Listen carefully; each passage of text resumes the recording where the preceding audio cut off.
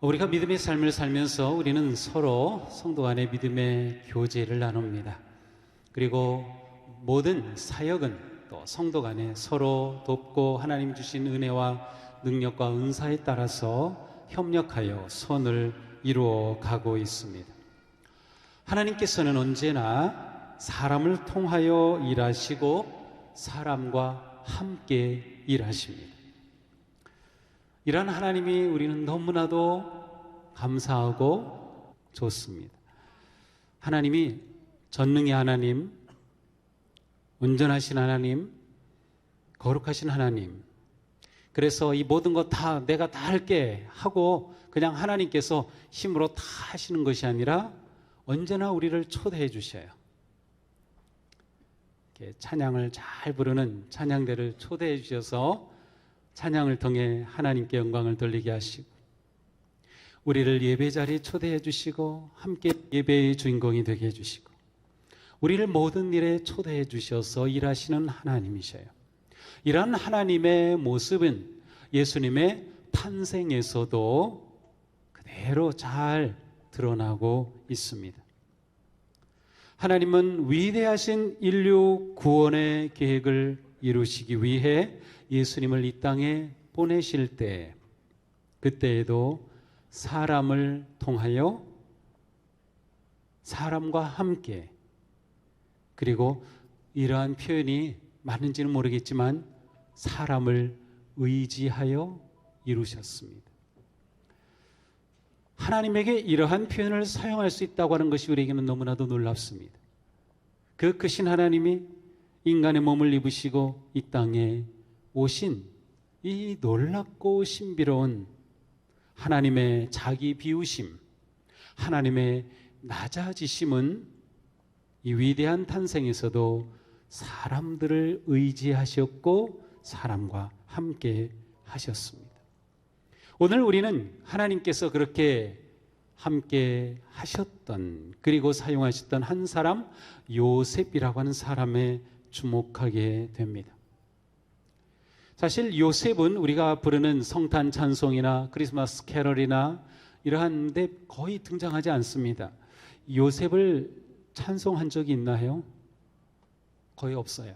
마리아는 많이 부릅니다.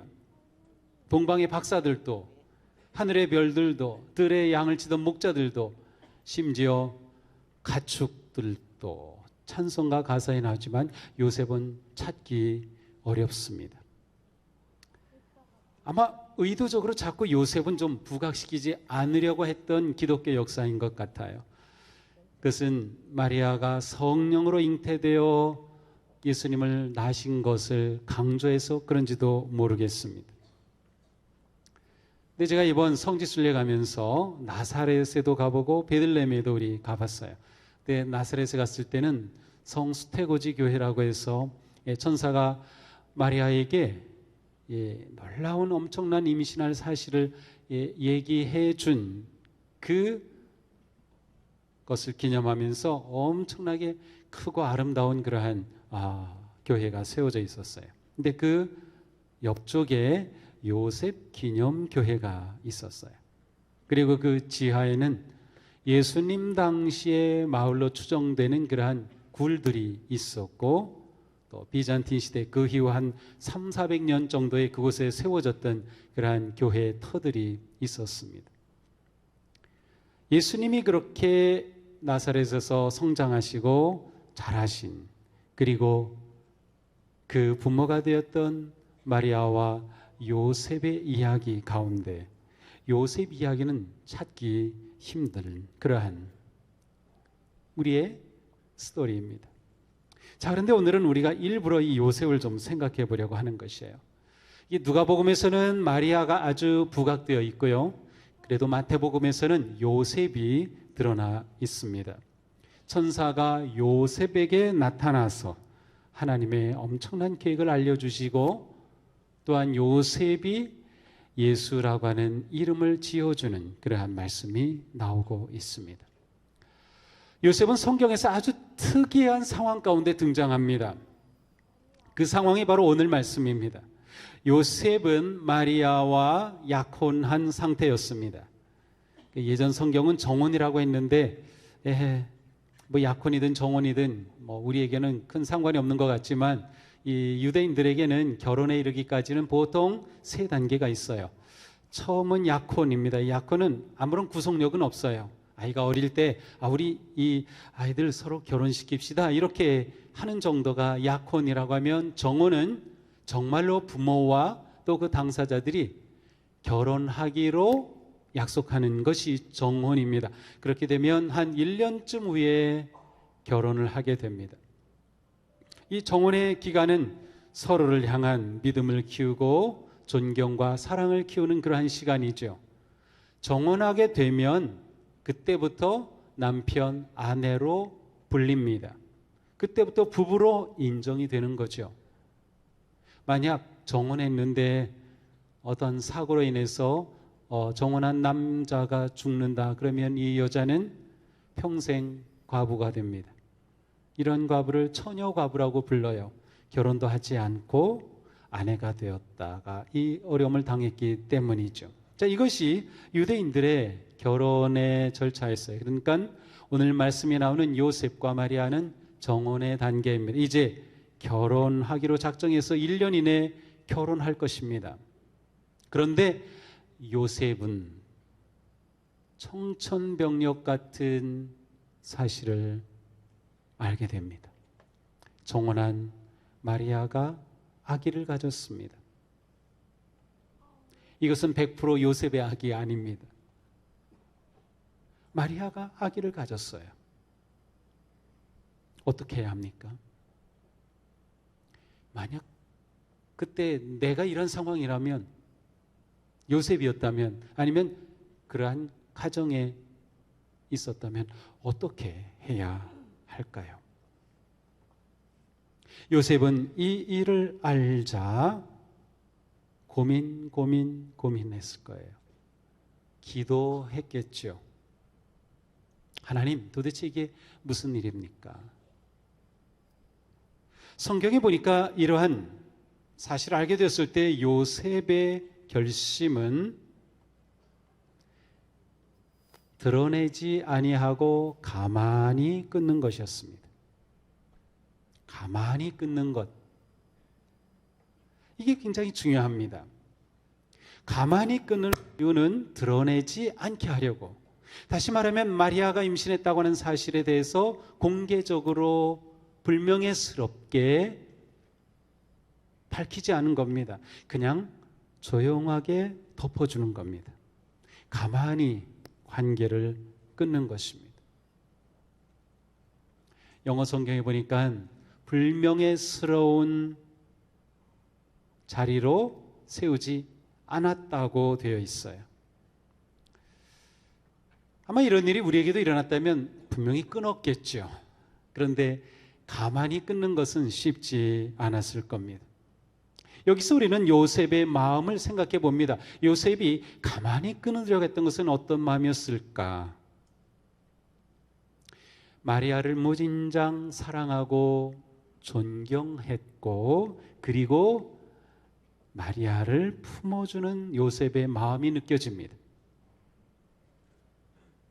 왜냐하면 이런 일이 있을 때 이것을 문제 삼고 크게 일으켜서 집안 간에 다툼이 되고 동네 사람들에게 알려지고, 이 당시에 나사렛에는 200명 정도가 살았다고 하니까 아주 조그만 마을이었어요.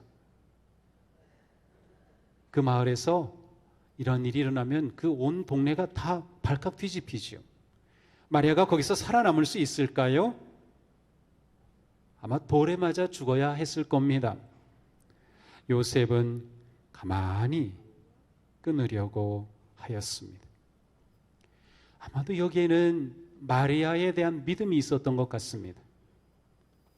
그 조그만 동네에서 있었던 일이므로 마리아의 아기가 내 아기가 아닌 건 확실해요. 그런데 마리아는 성령으로 잉태되었다고 이야기를 해요. 아니, 무슨 생각지도 상상할 수도 없는 말이죠. 내가 그거를 이해할 수는 없지만, 그래, 그렇게 말하는 마리아를 어쨌든 믿어주는 거예요. 요셉의 이러한 마음은 우리에게 굉장히 크게 다가옵니다. 잠언 17장에 이런 말씀이 있어요. 허물을 덮어주면 사랑을 받고 허물을 거듭 말하면 친구를 갈라놓는다. 베드로 사도는 이렇게 말씀합니다. 무엇보다 먼저 서로 뜨겁게 사랑하십시오. 사랑은 허다한 죄를 덮어줍니다. 마리아의 이러한 상황에 대해 요셉은 덮어주었습니다.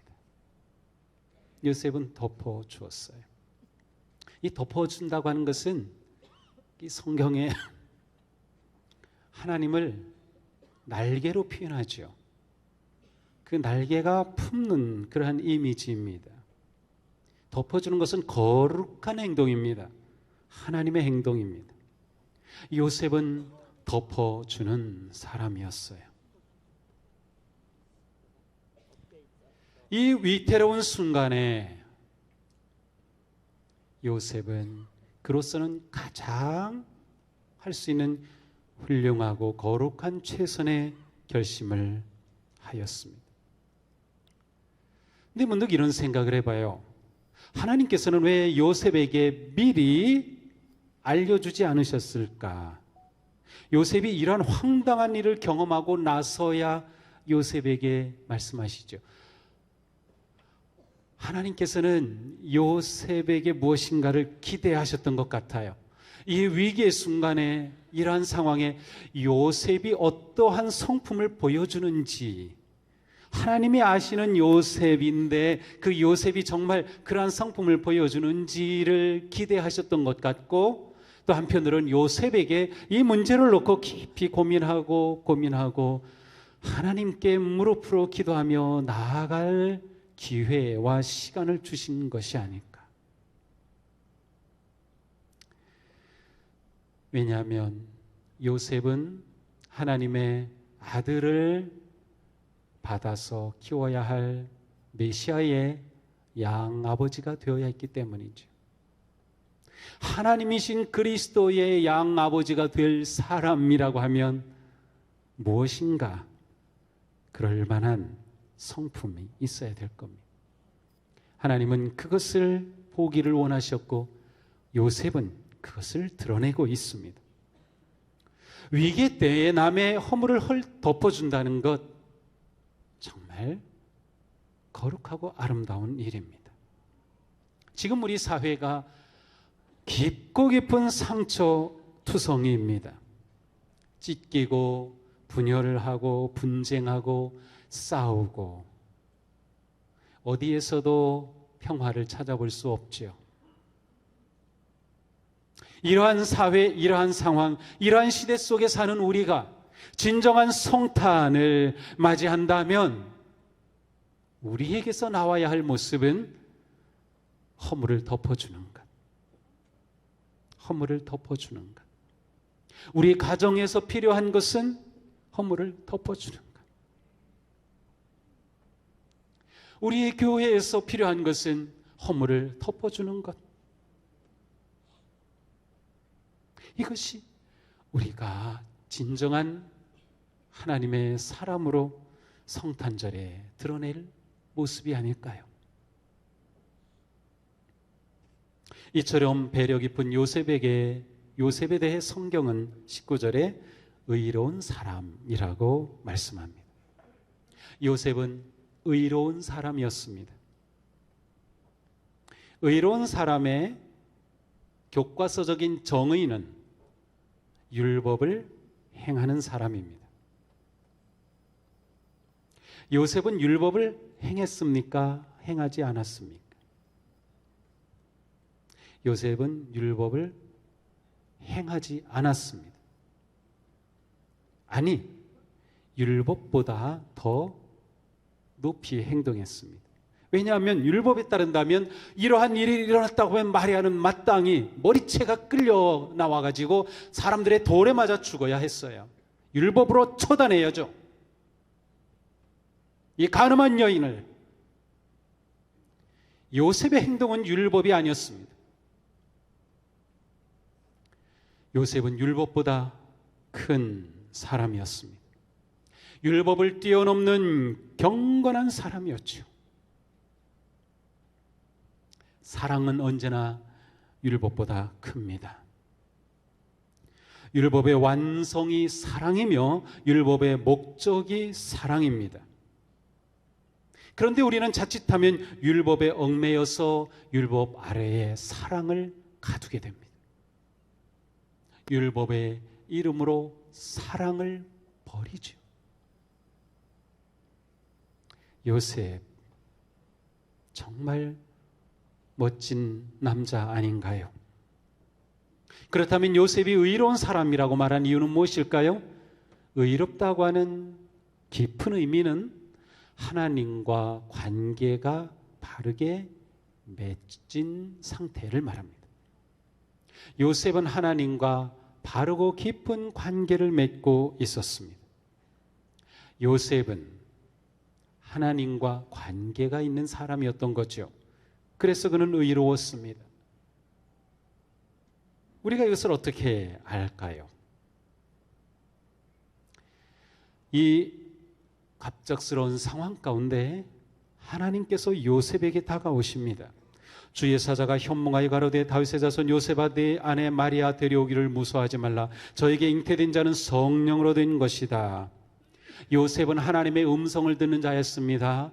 하나님과 관계가 바르게 맺어졌기 때문에 하나님의 음성을 들었어요. 하나님은 요셉에게 말씀하셨어요. 요셉은 들었어요. 우리 관계가 바로 잡히면 소통이 일어나죠. 소통이 제대로 되지 않는다는 것은 관계에 문제가 있다는 뜻입니다. 요셉은 하나님의 음성을 듣는 사람, 하나님과 관계가 맺은 사람. 그런데 요셉은 하나님의 음성을 들었을 뿐만 아니라 하나님의 음성을 알아들었습니다. 이게 중요합니다. 아무리 하나님께서 요셉에게 천사를 통하여 말씀하셨다 하더라도 요셉이 알아듣지 못하면 하나님의 이 엄청난 메시아를 이 땅에 보내신 계획이 어그러지고 마면 어떻게 합니까? 하나님의 계획이 상처받게 될 상황이죠. 근데 요셉이 하나님의 음성을 알아들었습니다. 하나님의 음성을 듣는다고 하는 사람 많아요. 그런데 알아듣는 사람은 많지 않은 것 같아요. 하나님의 음성을 정말 알아듣는다면 저렇게 말하고 저렇게 행동할까 하는 사람들이 너무 많이 보이기 때문이죠. 하나님과 깊은 관계, 친밀한 관계를 맺고 있던 요셉, 그래서 그는 의로운 사람이었고 의로운 요셉에게 하나님이 말씀해 주셨고 요셉은 알아들었습니다. 알아들었으니 요셉은 이 문제에 대해서 해결책을 얻은 것입니다. 하나님이 엄청난 계획을 가지고 계셨구나. 이스라엘 백성들이 600년 넘게 메시아의 오심을 기다리며 예언자들의 말씀을 바라고 그것이 언제 이루어질까 바라던 그 메시아가 바로 내가 정언했던 마리아를 통해서 나타나시려고 성령으로 잉태되신 것이구나. 이 요셉이 이 엄청난 하나님의 계획을 깨닫게 되고 하나님의 뜻을 알게 되고 그 뜻을 자신의 삶에 받아들입니다. 만약 하나님의 이 엄청난 뜻이라 하더라도 요셉이 아니에요 하나님, 나 그렇게는 못해요 라고 한다면 하나님이 늘 어떻게 하겠어요? 요셉은 잘 알아들었던 거죠. 이것이 성탄의 계절에 우리가 하나님과의 관계에 있어서 보여야 할 우리의 모습입니다. 우리가 성탄에 무엇에 신경 쓰고 있나요? 선물에 신경 쓰나요? 행사에 신경 쓰나요? 즐거운 파티에 신경 쓰나요? 아니요. 우리가 진정한 성도라면 우리는 성탄의 계절에 하나님과의 관계, 그리고 하나님을 통해 내게 보여주실 그 하나님의 계획에 관심을 둬야 돼. 하나님은 지금 이 상황 속에 나에게 무슨 계획을 가지고 계시지? 내가 이것이 내 삶에 다가온 절망이고 위기라고 생각했는데 하나님은 이 속에 엄청난 계획을 가지고 계시구나. 우리가 그것을 찾아야 하지 않을까요? 두려워하지 말고 마리아를 내 아내로 맞아들여라. 이 말을 들었을 때 요셉은 어떻게 합니까? 주의 사자의 분부대로 행하여 그 아내를 데려오니라. 천사를 통해 하나님의 엄청난 비밀을 알게 되었고, 그 비밀이 자신에게서 이루어질 것을 원하시는 하나님을 보았고, 따라서 그는 즉각적으로 순종하였습니다. 그리고 그는 마리아를 집으로 데려왔습니다. 가만히 끊고자 했던 마리아인데 하나님의 뜻을 알고서 마리아를 데려왔어요. 정당한 자신의 아내로 삼은 겁니다. 그리고 이 마리아가 낳을 아기까지도 맞아들인 겁니다. 그것이 더 중요하죠. 그 아기도 맞아들인 것이에요. 자신의 아들로 받아들이겠다고 하는 것이죠. 하나님의 계획에 자기의 모든 것을 내려놓았습니다. 무엇을 내려놨을까요? 우리나라도 옛날에 그러했지만 이스라엘 사람들에게 있어서 결혼하는 사람에게 가장 중요한 것은 맏아들이었습니다. 맏아들, 유업을 이을 자, 대를 이을 자, 가문의 이름을 이을 자, 맏아들이 전부였죠. 요셉은 결혼을 계획하면서 우리 가정에 주실 맏아들을 기대하고 기다렸을 겁니다. 그런데 자기의 아들이 아닌 하나님의 아들을 양아들로 삼아야 됐습니다. 자기가 가지고 있었던 인간적인 계획, 자기가 꿈꾸던 그 모든 것을 그는 내려놓아야 하나님이 보내신 아들을 양아들로 맞을 수 있었던 거죠. 요셉은 그 아기를 자기의 아들로 맞아들인 겁니다. 자기를 완전히 내려놓았던 것이죠. 양아들이라고 양아들로 생각했을까요? 아니요. 그 당시 로마뿐만 아니라 이스라엘 사람들에게 누군가를 양자로 맞아들이는 것은 친아들과 100% 똑같은 권리를 줍니다. 똑같이 생각합니다. 그러니까 요셉이 마리아가 낳을 아들을 내 맏아들로 삼아 양아들로 내가 아버지가 되겠다라고 한 것은 그 아들을 자기의 진정한 아들로 받아들였다는 뜻입니다. 그리고 그렇게 키웠다는 뜻입니다. 그리고 아이가 태어나자 8일째 할례를 베풀고 아이에게 예수라는 이름을 지어줍니다. 아버지가 아들의 이름을 지어줌으로 아들에 대한 아버지의 첫 번 책임과 의무를 이룬 겁니다.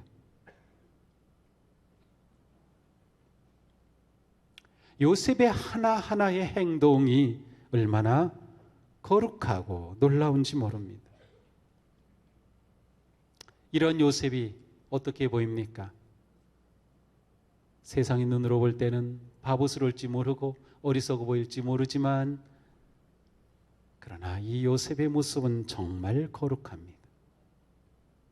하나님의 뜻을 이루어가는 엄청난 사명을 이루어가고 있어요.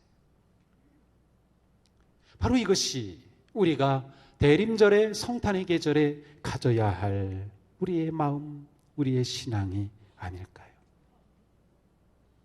하나님은 이러한 요셉을 통하여 아들 예수님이 자라기를 원하셨던 거죠. 자, 그런데 이게 끝이 아닙니다. 마리아가 해산할 날이 가까웠을 때 호적하러 모든 사람들이 본향으로 가야 됐어요. 마리아와 요셉도 나사렛에서 베들레헴으로 가야 했습니다. 나사렛에서 베들레헴은 한 100여 킬로 정도 걸어서 사흘, 5일, 만삭이었으니 일주일은 걸리지 않았을까 싶어요. 물론 나귀를 타고 갔을 가능성이 크죠. 하지만 그 당시 그 광야 같은 곳, 이번에 성지순례 갔던 분들 한번 상상해 보세요. 그 산과 들을 지나 베들레헴까지 갔으니 말이죠. 하지만 거기에는 어느 누구도 그들을 맞아줄 자리도 없었어요. 말구유에 태어난 아기를 누여야 했던 요셉의 마음은 어떠했을까요? 하지만 이 탄생에 관한 성화들을 보면 예수님이 태어나고 얼굴에 빛이 광채가 나고 저쪽에는 뭐 박사들이 엎드려 있고 들에서 양을 치던 목자들도 와 있고 요셉은 언제나 그 뒤편에 서서 듬직하게 아기를 쳐다보고 있습니다. 아버지의 모습이죠. 하늘 아버지의 모습을 대신하여 그는 그렇게 아기를 보고 있어요. 요셉의 그 어깨가 어쩜 그렇게 든든해 보이죠? 요셉은 하나님께 순종하는 만큼 책임을 다하고 있습니다. 이게 끝인가요? 헤롯 왕이 갑자기 2살 이하 아이들을 죽이라고 명령을 내려요. 황급하게 마리아와 요셉은 아기를 품에 안고 이집트로 피난 갑니다. 거기서 이집트까지 가야 한 수백 킬로의 그 길을 어떻게 갔을까요? 예수님은 태어나자마자 난민이 되었고 요셉은 난민촌에서 살아야 할 상황이 된 셈이죠. 물론 그 당시에 이집트의 알렉산드리아에는 유대인들이 많이 살고 있었습니다. 그래서 그 유대 공동체 안에 머물 수는 있었겠죠. 하지만 피난 가야 했던 난민의 가정의 아버지인 요셉. 요셉은 이 모든 것을 다 묵묵히 어깨에 지고 감당해냈어요. 얼마나 멋진 남자입니까? 자, 예수님께서 한 가정에 태어나셨다고 하는 것, 하나님께서 아들을 이 세상에 보내실 때 말을 탄 그러한 엄청난 군인으로 아니면 왕의 모습으로 딱 이 땅에 보낸 것이 아니라 아기로 가정에 태어나게 하셨어요. 온 인류를 구원할 그 메시아 아기가 가정에 가장 연약한 아기로 태어났어요. 그 가정이 온 우주의 중심이었던 것처럼 지금도 우리의 삶에 가정은 가장 중요합니다. 가정은 가장 중요합니다. 그리고 그 가정에 요셉, 남편, 아버지 너무도 중요합니다. 요즘도 한국 사회는 점점 혼합 가정들이 늘어나고 있어요. 자녀를 입양해서 키우는 가정들도 많이 있고 또 이혼했다가 또 재혼해서 가정을 이룬 분들도 많이 있어요. 내가 낳지 않은 아이도 내 딸이 되고 내 아들이 되는 거죠. 요셉이 그러했어요. 이 모든 가정들에게 본이 되어 줍니다. 모든 가정은 요셉과 같은 든든한 믿음의 경건한 아버지로 인해 행복할 수 있어요.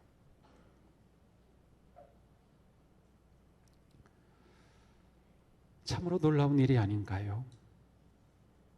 요셉이 이렇게 모든 일을 책임지고 감당할 수 있었던 가장 중요한 것은 자신에게 일어나는 이 모든 일들 속에 하나님의 계획이 있음을 믿었기 때문입니다.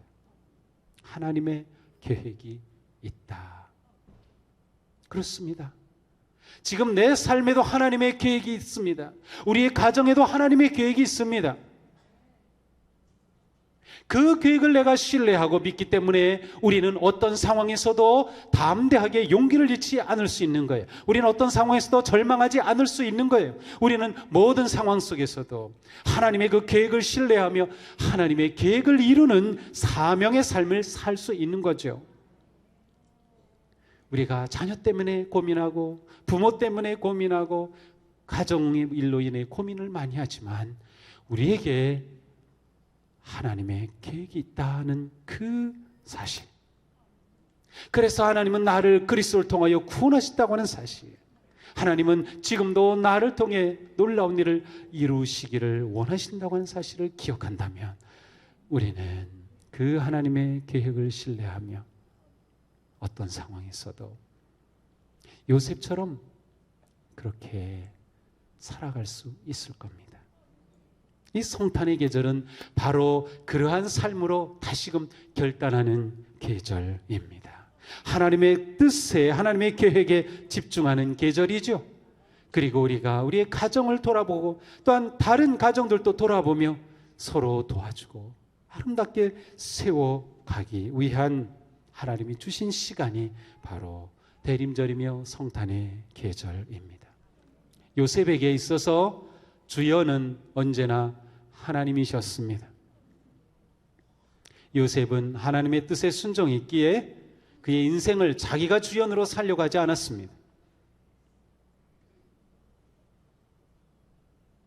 하나님이 주인이 되시고 요셉은 조연으로 행복했습니다.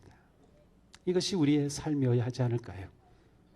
하나님, 제 삶을 통해 하나님의 뜻이 이루어지기 원합니다.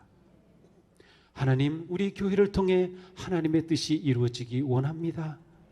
우리는 언제나 하나님의 부르심 앞에 순종하며 신실한 조연의 자리를 지켜가는 것이죠. 그것이야말로 우리가 행복한 삶을 사는 것이고 그것이 진정한 승리의 삶이 되는 것입니다. 우리 모두 이러한 복된 삶으로 나아가기를 축복합니다.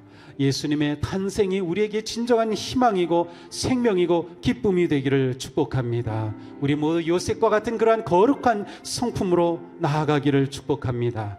마라나타, 주 예수님 오셨습니다. 마라나타, 주 예수님 오십니다. 주님과 함께 승리하는 멋지고 아름다운 복된 성탄의 계절 되시길 주님의 이름으로 축복합니다. 기도합시다.